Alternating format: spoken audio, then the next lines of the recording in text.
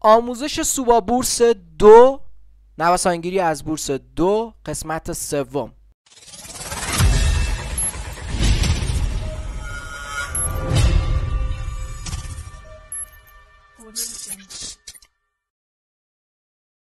درود دوستان عزیز، دایت عباس‌زاده هستم، پر انرژی. با این قسمت در خدمت شما هستم. 2 قسمت رو خدمت شما ارسال کردیم و دیدین و یک سری سوالات داشتین. یه مرور میکنیم با هم دیگه. در 2 قسمت اول گفتیم بازار بورس چیه، چند تا بازار داره، کدوم بازار برای ما مناسب هست، اونایی که دامنه نوسان بیشتری دارن برای ما مناسب هستن، اونایی که دامنه نوسان کمتری دارن برای ما مناسب نیستن. حق تقدم ها رو توضیح دادم و یه مدیریت سرمایه، یک شیوه مدیریت سرمایه بهتون گفتم که خیلی براتون چالش برانگیز بود. اینجا بازش میکنم. ببین دوستان من، هر بازار یه سری استراتژی داره، یه سری ابزارها داره که ما باید از اونها استفاده بکنیم. ابزارهایی برای بازهای زمانی مختلف هستن، تعریف شده و مختلف هستن. خب به طور مثال برای بلند مدت ما از یک سری ابزارهای تکنیکال، فاندامنتال و تابلوخوانی استفاده میکنیم. برای کوتاه مدت از یک سری ابزار استفاده میکنیم. از نوسانگیری هم از یک سری ابزارها و شیوه‌ها ما استفاده میکنیم. و یک چیزی رو خدمتتون بگم، مدیریت سرمایه در بازه‌های زمانی مختلف هست. اگر شما بلند مدت کار میکنید، شیوه مدیریت سرمایه، حد ریسک، حد ضررتون و حد سودتون یه چیزه. میان مدت حد ضرر، حد سودتون یه چیزه، مدیریت سرمایه‌تون یه چیزه. در کوتاه مدت و نوسانی مدیریت سرمایه‌تون فرق میکنه. در قسمت قبل من روش SSPA رو به شما گفتم، درسته؟ و گفتم برای میانگین کم کردن از دو SSPA استفاده بکنید، درسته؟ خیلی براتون چالش بود که چرا 3 تا نباشه، چرا یکی نباشه. من یه سوال میکنم براتون، اگر فرمول آب که H2 هستش شما تبدیلش کنید به H2O3 یا H3O2، آیا فرمول آب مثل اولش هست؟ خیر، تغییر کرده و روی بازه زمانی و روی چیزهایی که شما میبینید تاثیر میذاره. این 2 SSP هم که من به شما گفتم مربوط به این بازه زمانی که ما گفتیم در اون فعالیت میکنیم کوتاه مدت هستش. نه 3 باید بشه نه 1 باید بشه، باید 2 SSP باشه. استراتژی اینه، اگر تغییر کرد شما شکست خوردید. میریم سراغ ابزار امروز. ابزارهای زیادی رو معرفی کردیم. امروز در مورد تابلوخوانی میخوایم صحبت بکنیم که اولینش در مورد آشنایی با سایت TSE TMC است. من سایت TSE TMC رو براتون باز میکنم و توضیح میدم. خب دوستان عزیز، ما یک سری منوها رو بالا میبینیم، یک سری منوها رو اینجا میبینیم و یک سری پنجره ها که مربوط به سایت شرکت مدیریت فناوری بورس تهران هستش. خب اینجا نمایش فهرست هست که فهرست رو ما میبینیم و اینجا زبان هست، صفحه اصلی و دیدبان بازار، چیزی که ما خیلی باهاش کار داریم. دیدبان بازار یک پایگاه نظامی یک دیدبان داره، از بالا رصد میکنه، جزئیات رو میبینه. یک سری ابزارها داره که میتونه نقاط حساس رو رصد کنه. دوربین ها برای اون فعاله.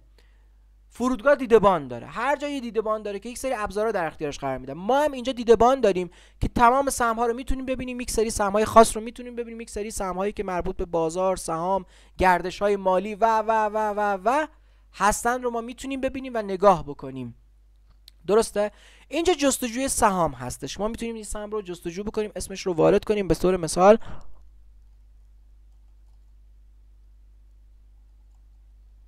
سهم فارس، ما میتونیم اون رو وارد بکنیم و ببینیم. نظرات و پیشنهادات رو اینجا میتونیم وارد بکنیم و اینجا راهنما هستش، راهنمایی در مورد سایت هست و ما میتونیم در مورد سایت راهنمایی رو بخونیم. اخبار هست، اخبار با توجه به مدت زمانی که وجود داره اخبارها بروز میشن و ما میتونیم اون اخبارها رو ببینیم و رصد بکنیم.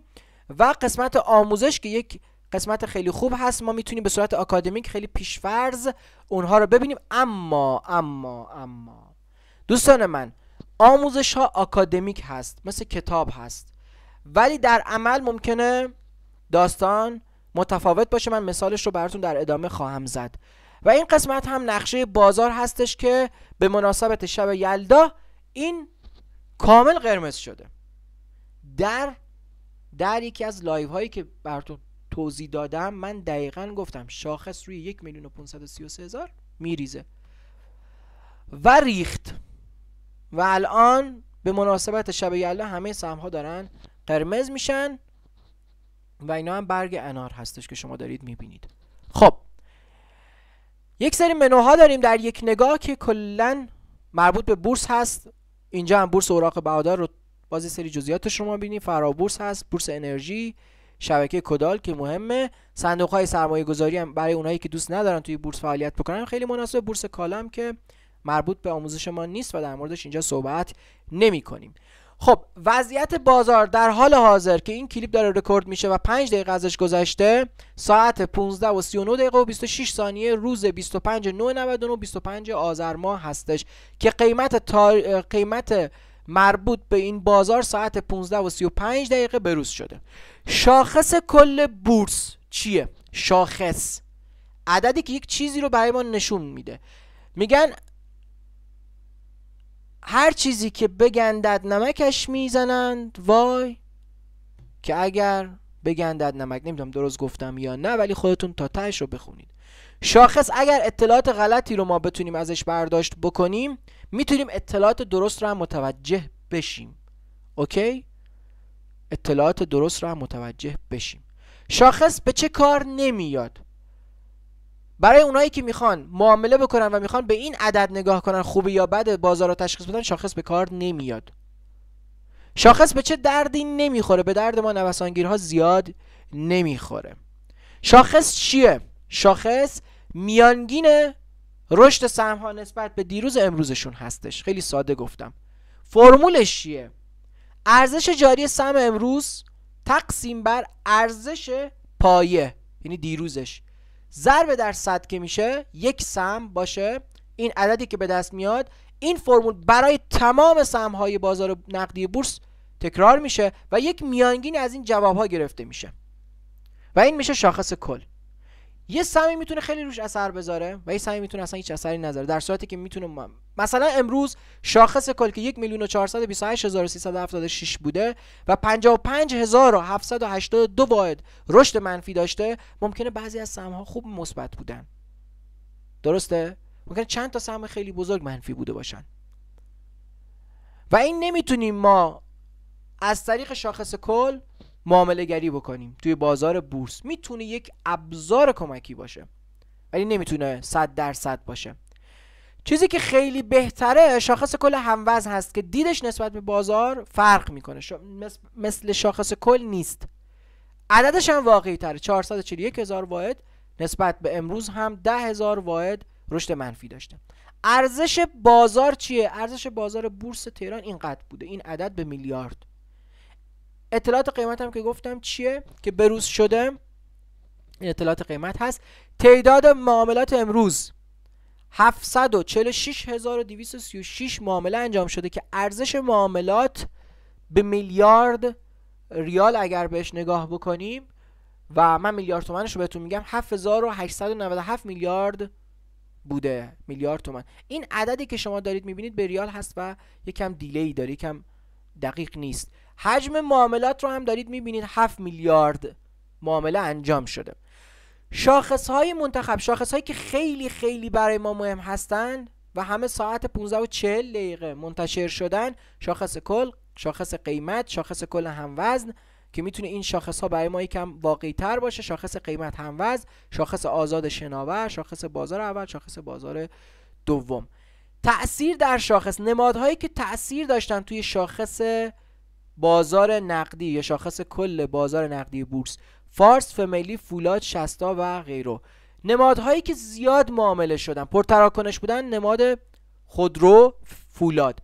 و نمادهایی که تأثیر زیادی روی بازار فرابورس داشتن، بازار نقدی فرابورس داشتن و وضعیتش رو دارید میبینید. نمادهایی که تأثیر داشتن اینها بوده و وضعیت بازار فرابورس رو دارید میبینید و نمادهای پرتراکنش رو دارید میبینید. روشون کلیک کنید میتونید ریزش رو اینجا مشاهده بکنید. ریزش رو میتونید مشاهده بکنید. اینجا هم همینطور. خب این از اینجا. بورس اوراق بهادار. ببینید ما اینجا سعی میکنیم توضیحات کلی رو بهتون بدیم. اینجا که وضعیت بازار هستش که ما توضیح دادیم بهتون، نمادهای پرتراکنش هم که گفتیم بهتون، پیام‌های ناظر، پیام‌هایی که میتونه مهم باشه. روش کلیک کنید پیام‌ها و لیست پیام‌ها براتون میاد. یکی از مهمترین پیام‌های امروز مثلا چی بوده؟ این بوده که ارز اولیه امروز لغو شد. ارز اولیه که قرار بود 26/9 انجام بشه، یعنی فردا انجام بشه، لغو شده و افتاده برای روز دیگه و سری اطلاعات دیگه که در موردشون ما صحبت میکنیم. شاخص ها رو داریم می‌دونیم. شاخص کل در ابتدای بازار ساعت 9 شاخص 1,484,158 بوده و الان انتهای بازار اینه. روندش رو دارید می‌بینید. شاخص های منتخب برترین گروه های صنعت، این برترین گروه های صنعت رو می‌بینید، خودرو و فلزات اساسی و چیزهایی که خیلی خوب بوده و اثرگذار بوده. و شاخص های صنعت رو می‌بینید، سایر معادن رو می‌بینید. وقتی روشون میرید میگه بیش از 2% افزایش قیمت داشتن که یک شرکت بوده. تعداد شرکت ها ببینید، دقت بکنید شاخص های صنعت رو ببینید. حمل و نقل می‌بینید 4 شرکت که 2% بیش از 2% کاهش قیمت داشتن و یک شرکت که بیش از 2% افزایش قیمت داشته. روی اینها برید اطلاعاتشون رو میتونید ببینید. قیمت ها رو میتونید مشاهده کنید. بیشترین افزایش قیمت رو ما اینجا داشتیم، لیستش رو کامل میتونید ببینید تقریبا. و سهم های کمی بودن که بیشترین افزایش قیمت رو داشتن و بیشترین کاهش قیمت هم اینها بودند، این شرکت ها بودن. افزایش آخرین قیمت به پایان، این خیلی مهمه. سهم هایی بودن که در ابتدا ممکنه قیمت پایانیشون در ابتدای کار، در توی آخرین چیزشون منفی بوده، بعد یهو مثبت شده. حالا به خاطر دو روش، یا اینکه مثلا معاملات تیک ساعت بوده که ما در موردشون صحبت کردیم و صحبت خواهیم کرد در آموزش ها، و یک سری دیگه به خاطر اون بحث پر کردن حجم مبناشون که باز مجدد در موردشون صحبت کردیم و صحبت خواهیم کرد. و کاهش آخرین قیمت هم به همین صورت هستش. ابتدای بازار مثبت بودن و انتها خیلی منفی تر شدن، یا اینکه منفی بودن خیلی بیشتر منفی شدن. و حق تقدم ها هم صحبت کردیم و در موردشون گفت که خیلی ما میتونیم ازشون سیگنال بگیریم اگر وارد باشیم و آموزش رو دقیق ببینیم. عرضه و تقاضاها رو نگاه میکنیم و ابزارهای مشتقه و اوراق بدهی رو داریم میتونیم اینجا نگاه بکنیم. وضعیتشون رو ما میتونیم بررسی بکنیم. افزایش و تغییرات قیمت، نمادهای مشمول تعلیق. خب این 141 که گفته میشه، مثلا صنایع کاغذ سازی کاوه، این 141 قانون تجارت که گفته میشه، اونایی که مثلا عرضم به حضور شما بدهی داشتن یا چی بگم ضرر زیادی داشتن نسبت به ارزش سهامشون و اینا باید حتما یک فعالیتی رو انجام بدن که این جبران بشه و از حالت تعلیق در بیان، مثل بانک دی که حتی یک سیگنال میتونن برای ما داشته باشند. اینجا نمادهای تحت احتیاط رو چیزی نگفته، تعلیق شده رو هم گفته. سیمان حکمتان ورشکست شدن دیگه، اینا صورت مالیشون مشکل داشته و اتفاقاتی که براشون افتاده، همه اطلاعات رو هم که اینجا میبینید.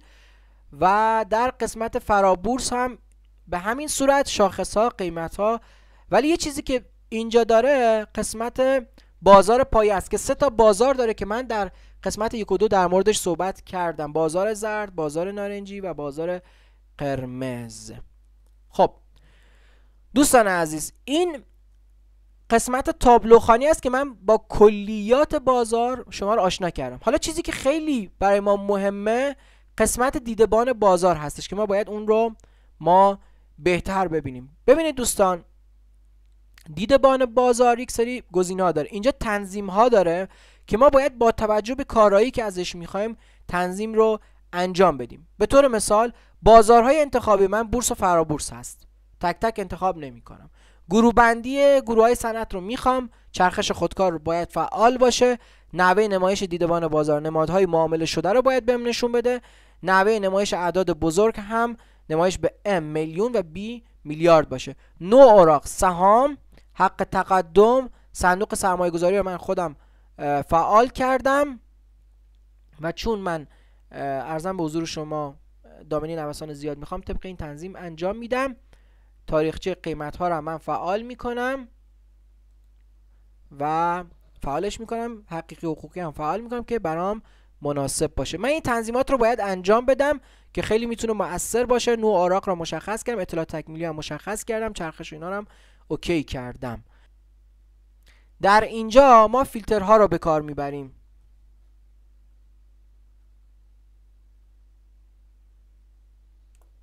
در اینجا ما فیلترها رو به کار میبریم که باید مثلا من این فیلتر جدید میخوام بنویسم، این رو میزنم روش کلیک میکنم و فیلترم رو پیاده میکنم. اینا رو حتما توضیح میدم بهتون. اینجا من میتونم خروجی بگیرم از بازار، خروجی اکسل از اطلاعات لحظه آخرین روز معاملاتی. این با فرمت عددی از تمام بازار به ما میگیره و این هم میاد از لحظه آخرین روز معاملاتی بدون فرمت عددی، یعنی فرمت های مختلف رو میگیره.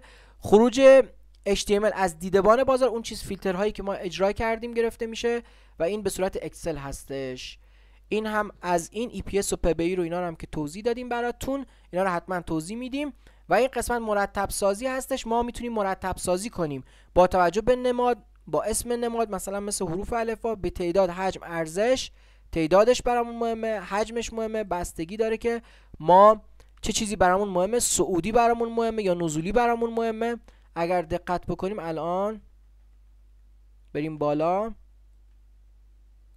صعودی ها رو میتونیم ببینیم، نزولی ها رو میتونیم ببینیم، آخرین قیمت و اینها، PBI و هر چیزی که ما میتونیم مرتب سازی رو انجام میدیم. خب اینجا هم مشاهده سریع هستش که ما میتونیم با توجه به مشاهده سریع اینجا مشاهده سریع رو انجام بدیم. اطلاعات نمادها اینجا نشون داده میشه، کلاس های خصوصی در رابطه با مثلا ما میایم میسرید حالت کدهایی میتونیم استفاده بکنیم که من براتون توضیح میدم و دیگه چیز خاصی نداره تا انشالله بریم قسمت دوم که در مورد چیزهای مهمتری حتما صحبت خواهیم کرد. متشکرم که این آموزش رو دیدید. امیدوارم که شاد و سرزنده و سلامت و ثروتمند باشید.